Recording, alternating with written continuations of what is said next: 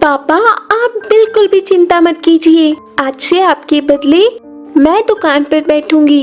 अम्मा, ये आपके हाथों में क्या है? क्या यह? बेटा, ये तो जादुई बीज है और कहते हैं कि अगर मन में कुछ भी सोचकर इन बीजों को लगाओ तो इसमें से निकलने वाला पेड़ उसी चीज का बन जाता है। एक शहर में राजेश अपने परिवार के साथ रहा करता था। राजेश के परिवार में उसकी पत्नी आशा और बेटी नीलम थी। राजेश शहर के ही एक रेस्टोरेंट में हलवाई का काम किया करता था। तनख्वाह ज्यादा न होने के बाद भी राजेश का परिवार बहुत ही हंसी खुशी से रह रहा था। माँ, मुझे आपसे एक सवाल पूछना था। अच्छा, पूछो, क्या पूछना है? नीलम पास रखा नारियल की ओर इशारा करते हुए पूछती है। माँ, ये नारियल जब चारों ओर से बंद है तो फिर इसके अंदर पानी कैसे भर जाता है? अपनी बेटी के मुंह से इतना प्यारा सवाल सुनकर आशा मुस्कुराती हुई कहती है, बेटा, ये नारियल तो तुम्हारे पापा लाए थे, तो तुम्हारे इस सवाल का जवाब भी वही देंगे। मम्मी, लेकिन पापा कब आएंगे? मुझे सच में जानना है कि इस नारियल में पानी कहाँ से आया है। तुमने बुलाया और हम चले आए, आते आते देखो आइसक्रीम भी ले आए। अपने पापा को देखकर नीलम बहुत ज्यादा खुश होती है और कहती है, पापा, पापा, मैं तो कब से आपका ही इंतजार कर रही थी और मुझे आपसे एक बहुत ही जरूरी सवाल पूछना है। अच्छा, तो बताओ फिर क्या सवाल है? नीलम वही सवाल दोहराते हुए अपने पापा से भी पूछती है। पापा, इस नारियल के अंदर पानी कैसे भर जाता है? अपनी बेटी के मासूम से सवाल को सुनकर राजेश मुस्कुराकर आशा की ओर देखता है और नीलम से कहता है, बस इतनी सी बात बेटा, जब सब लोग सो जाते हैं तब एक परी आकर इस नारियल में पानी भर देती है ताकि आप बाद में इसे बड़े मजे के साथ खा सको। अच्छा, तो ऐसा है। हाँ भाई, हाँ। नीलम, अगर तुम्हारे सवाल खत्म हो गए हो तो हम ये आइसक्रीम भी खा लें। इसके बाद वे सभी राजेश की लाई हुई आइसक्रीम को एंजॉय करने लगते हैं। राजेश और उसके परिवार का जीवन यूं ही छोटी छोटी खुशियों के साथ चल रहा था। ऐसे ही एक दिन सुबह सुबह आशा को उल्टियां होना शुरू हो जाती है और उसकी ये हालत देखकर राजेश बहुत ही परेशान हो जाता है और राजेश तुरंत ही डॉक्टर को कॉल कर देता है। मैडम, मेरी आशा ठीक तो है ना? मैं इसे कितना समझाता हूँ कि अपना ख्याल रखा करो, लेकिन ये है कि सुनती ही नहीं है। कहीं इसकी तबीयत खराब होने का कारण कल रात को मेरी लाई हुई आइसक्रीम तो नहीं है? अरे बस बस, अब शांत भी हो जाइए। वैसे भी ये परेशान होने का नहीं बल्कि खुश होने का समय है। डॉक्टर की बात सुनकर राजेश हैरान होकर डॉक्टर से पूछता है कि मैडम, आप ये कैसी बातें कर रही हैं? यहाँ मेरी पत्नी को सुबह से उल्टियाँ हो रही हैं और आप हैं कि मुझे खुशियाँ मनाने के लिए कह रही हैं। क्योंकि बात ही कुछ ऐसी है, आपकी पत्नी को उल्टियाँ हो रही हैं क्योंकि वो माँ बनने वाली है। डॉक्टर की बात सुनने के बाद राजेश की सारी परेशानियां खुशी में बदल जाती हैं। ये खबर आने के बाद से तो राजेश के परिवार में सभी बहुत खुश हो जाते हैं। नीलम, तुम्हें पता है बहुत ही जल्द तुम्हारा एक छोटा भाई भी आने वाला है। क्या? सच में? तो चलो ना मम्मी, हम लोग चलकर मेरे छोटे भाई को लेकर आते हैं। अरे बेटा, वो कोई दूध या ब्रेड थोड़ी ही है जो बाहर जाकर बाजार से ले आएंगे। इसके लिए तो अभी हमें इंतजार करना होगा और फिर तुम्हारी मम्मा के पेट से तुम्हारा भाई बाहर निकलेगा। हाँ मम्मी, मैं बिल्कुल समझ गई। जैसे नारियल में परी पानी भर देती है, वैसे ही परी ने आपके पेट में मेरे छोटे भाई को छोड़कर चली जाएगी। सही कहा ना? अपनी बेटी नीलम के मुंह से ये जवाब सुनकर आशा मन ही मन बहुत शर्माती है। लेकिन आज जब रात को राजेश घर वापस आता है तो वो थोड़ा परेशान लग रहा था, इसलिए आशा उससे पूछती है, क्या हुआ जी? अभी तो हम सबके खुश होने का समय है, तो आप उदास मुंह लेकर क्यों बैठे हैं? नहीं नहीं, ऐसी कोई बात नहीं है। मैं बस अपने आने वाले बच्चों के भविष्य के बारे में सोच रहा हूँ। लेकिन इसमें सोचने जैसा क्या है? हमारे घर में सब अच्छा तो चल रहा है। नहीं नहीं आशा, मुझे लगता है कि अब मुझे अपने हलवाई के काम के अलावा भी कोई दूसरा काम भी करना चाहिए, जिससे मैं दोनों बच्चों को अच्छी परवरिश दे सकूं। आशा अपने पति राजेश को बहुत समझाती है कि उसका परिवार कम पैसों में भी अच्छी जिंदगी जी सकता है, लेकिन एक पिता होने के नाते राजेश अपने बच्चों को अच्छी से अच्छी सुविधा देना चाहता था। इसलिए वो तय करता है कि वो रेस्टोरेंट में काम करने के अलावा रात में अपने घर के बाहर ही एक छोटी सी दुकान भी खोलेगा। कुछ दिनों बाद राजेश ऐसा ही करता है। वो पहले दिन भर रेस्टोरेंट में काम करता था और घर आने के बाद रात को एक छोटी सी दुकान लगाया करता था, जहां वो नूडल्स और मोमोज बेचा करता था। उसकी बेटी नीलम भी अपने पापा का काम में हाथ बटाया करती थी। अरे तुम लोगों ने अभी तक खाना क्यों नहीं खाया? आशा, मुझे तुम्हारी ये लापरवाही बिल्कुल भी पसंद नहीं है। जब आप हम लोगों के लिए दिन भर काम कर सकते हैं तो फिर हम लोग भी एक वक्त का खाना खाने के लिए आपका इंतजार तो कर ही सकते हैं। आशा, बात को समझने की कोशिश करो। मैं मानता हूँ कि तुम मेरे लिए ऐसा कर रही हो, लेकिन अभी ये समय मेरे बारे में नहीं बल्कि हमारे आने वाले बच्चे के बारे में सोचने का है।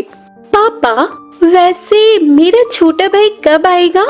मैं तो कितने दिन से उसका इंतजार कर रही हूँ, लेकिन वो है कि आता ही नहीं। अरे बेटा, तुम्हें बताया तो था कि अभी उसको आने में बहुत समय लगेगा। नारियल में पानी आने में भी तो समय लगता है ना। लेकिन मम्मी, हम नारियल को फोड़कर उसमें से पानी तो निकाल लेते हैं ना, तो क्यों ना हम। क्या मतलब है तुम्हारा? रुक, अभी बताती हूँ। नीलम हंसते हुए वहाँ से भाग जाती है और आशा भी उसको पकड़ने के लिए दौड़ती है। ये सब देखकर राजेश के चेहरे पर भी मुस्कान आ जाती है। धीरे धीरे समय बीतता है, लेकिन एक तरफ जहां आशा की डिलीवरी का समय नजदीक आ रहा था, तो वहीं दिन रात काम करने की वजह से अब राजेश की तबीयत भी खराब होने लगी थी। एक दिन राजेश जब शाम को रेस्टोरेंट के काम से घर वापस आता है तो उसकी तबीयत बहुत ज्यादा खराब हो जाती है और वो बिस्तर से भी नहीं उठ पा रहा था। मैं तो पहले ही कह रही थी कि आप फिजूल में ही परेशान हो रहे हैं। हम लोग तो आपके कमाए हुए थोड़े से पैसों में भी बहुत खुश हैं, लेकिन आप है कि सुनते ही नहीं हैं। अब देखो, हो गई ना तबीयत खराब। पापा, आप बिल्कुल भी चिंता मत कीजिए। आज से आपके बदले मैं दुकान पर बैठूंगी। अपनी बेटी के मुंह से ये बात सुनने के बाद आशा और राजेश को हंसी आ जाती है और उसकी चुटकी लेते हुए आशा उससे पूछती है, अच्छा तो अब अपने पापा के बदले तुम खाना बनाओगी, लेकिन तुम्हें खाना बनाना आता भी है? हाँ, बिल्कुल आता है, और सच बताओ तो मैं आपसे भी अच्छा खाना बना सकती हूँ। अच्छा, तो बताओ फिर खाना कैसे बनता है? अरे, खाना बनाना तो बहुत ही आसान है। इसके लिए बस गैस चूल्हे में एक कढ़ाई चढ़ाओ और फिर उसमें नूडल्स डाल दो, बस बन गया नूडल्स। नहीं शेफ साहिबा, अभी नूडल्स नहीं बनेंगे क्योंकि आपने गैस तो चालू ही नहीं की। आशा और राजेश अपनी बेटी की बात पर एक दूसरे की ओर देखते हुए हंसने लगते हैं, लेकिन दूसरे दिन तक राजेश की तबीयत और ज्यादा बिगड़ जाती है। उसकी ये हालत देखकर आशा डॉक्टर को घर बुलाती है और राजेश का चेकअप करने के बाद डॉक्टर साफ साफ कह देते हैं कि उसे कुछ दिन तक अब बिस्तर पर ही आराम करना होगा। और ये सुनकर राजेश और भी ज्यादा परेशान हो जाता है। डॉक्टर साहब, आप ये क्या कह रहे हैं? अगर मैं काम पर नहीं जाऊंगा तो ये घर कैसे चलेगा? चल जाएगा। अगर आप कुछ दिन तक काम पर नहीं जाएंगे तो भी ये घर चल जाएगा। इतने पैसे बचा कर रखे हैं मैंने, और अब मैं कुछ नहीं जानती हूँ। अब से अगले कुछ दिनों तक आप आराम करेंगे और शाम को घर के बाहर की दुकान मैं देखूंगी। बेचारा राजेश अब चाहकर भी कुछ नहीं कर सकता था। शाम को आशा नूडल्स और मोमोज की दुकान पर बैठती है, लेकिन लोगों को उसके हाथों के नूडल्स और मोमोज पसंद नहीं आ रहे थे। बहुत दिनों तक रेस्टोरेंट न जाने के कारण रेस्टोरेंट का मालिक राजेश को भी काम से निकाल देता है। अब तो मानो कि जैसे राजेश के परिवार पर दुखों का पहाड़ टूट पड़ा था। हाय रे हाय, अब मेरे परिवार का क्या होगा? एक तो नीलम के पापा की नौकरी छूट गई और प्रेग्नेंट होने के कारण मैं भी काम करने के लिए कहीं बाहर नहीं जा सकती हूँ। अब करूँ तो क्या करूँ? ठीक यही सवाल राजेश के मन में भी आ रहे थे। भले ही मेरी नौकरी चली गई हो, लेकिन मैं हार नहीं मानूंगा। मैं अब और दोगुनी मेहनत करूंगा और अपने परिवार को किसी भी चीज की कमी महसूस नहीं होने दूंगा। वे दोनों मन ही मन ये सब सोच ही रहे थे कि नीलम अंदर से अपनी गुल्लक लेकर आती है और उसे तोड़ देती है। अरे बेटा, ये क्या कर दिया तुमने? मम्मी पापा, आप लोगों को पैसे की जरूरत है ना, इसलिए मैंने अपना गुल्लक फोड़ दिया। इससे हम लोगों के पास बहुत सारे पैसे हो जाएंगे। आशा और राजेश अपनी बेटी की इस मासूमियत भरी हरकत पर मुस्कुरा देते हैं।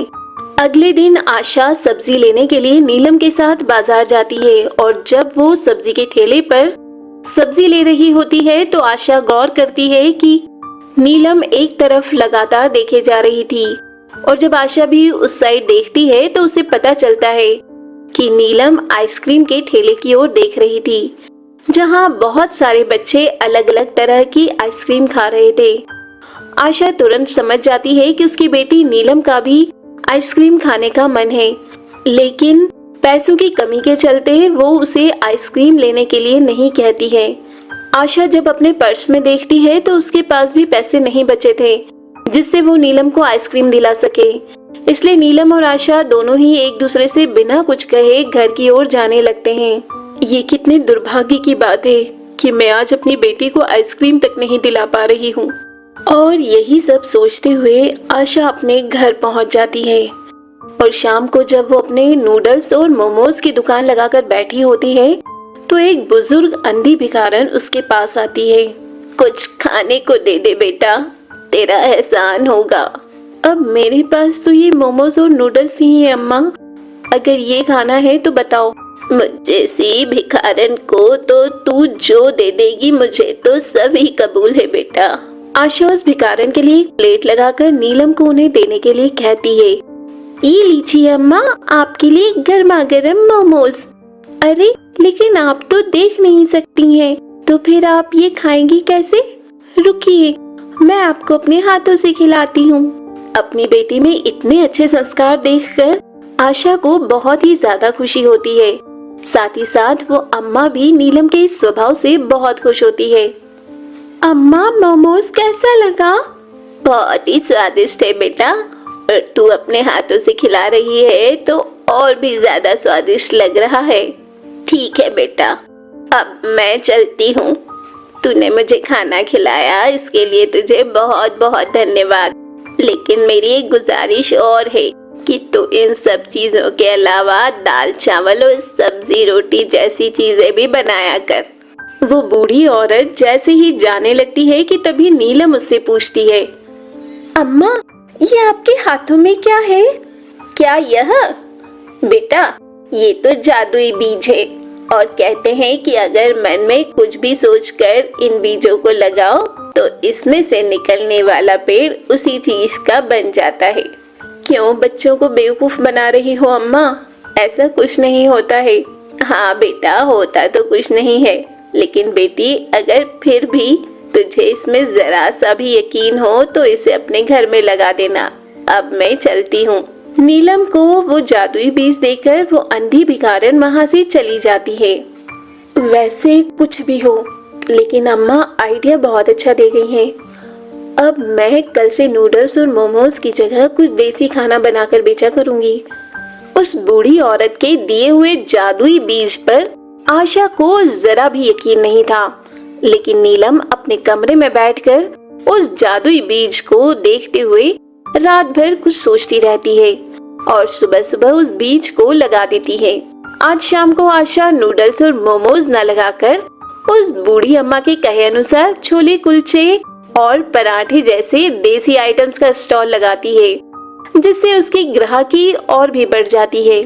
वहीं दूसरे दिन नीलम जाकर देखती है तो उसका लगाया हुआ बीज एक पेड़ बन चुका था, जिसमें बहुत सारे आइसक्रीम लगे हुए थे। दरअसल उस बीज को लगाते हुए नीलम ने एक जादुई आइसक्रीम के पेड़ के बारे में सोचा था, इसलिए वो बीज अब एक आइसक्रीम का जादुई पेड़ बन जाता है। इसके बाद तो नीलम के परिवार को जो कुछ भी चाहिए होता था वो जादुई आइसक्रीम के पेड़ से मांग लिया करते थे। उस बूढ़ी अम्मा की वजह से अब राजेश और आशा के परिवार में सब कुछ ठीक हो चुका था और कुछ दिन बाद आशा एक प्यारे से बेटे को जन्म देती है, जिसके बाद वो सभी हंसी खुशी रहने लगते हैं। तो दोस्तों, ये थी आइसक्रीम के जादुई पेड़ की कहानी। अगर ये कहानी आपको अच्छी लगी हो तो वीडियो को लाइक कर चैनल को सब्सक्राइब जरूर करें, साथ ही अपने दोस्तों को भी शेयर करें ताकि वो भी इसका आनंद ले पाएं। धन्यवाद।